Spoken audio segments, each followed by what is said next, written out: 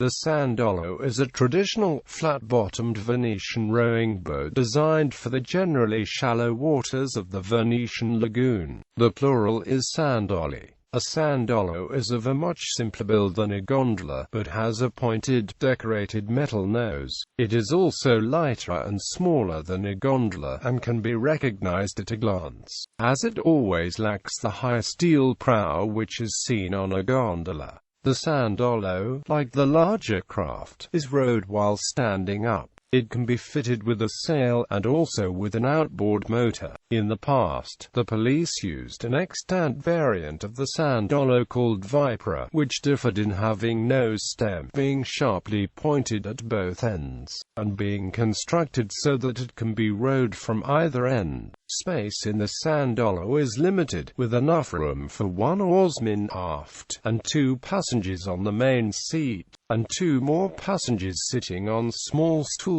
towards the bow. The traditional use of the sandolo is for recreation and racing, and it is considered one of the 4 principal types of boat used in and around Venice. Rather less stable than a gondola, it has a rocking motion all of its own. Although not often used for fishing, as such the craft is used for collecting crabs and mussels. While an early 20th century writer noted that he had heard the sandolo called the donkey cart of Venice, the boat has also been called, without doubt, one of, if not the most graceful of all Venetian craft. Less maneuverable but lighter than a gondola, it was in the past used especially by boys, artists, and women. In gondola days, Francis Hopkinson Smith stated that the sandolo was the only boat of really modern design, and this is rarely used as a fishing boat. He went on to describe it as a shallow skiff drawing but a few inches of water, and with bow and stern sharp and very low, and considered that it was originally intended for greater speed in boat racing. Horatio Brand said in his Life on the Lagoons, "The Venetians are not good boat builders.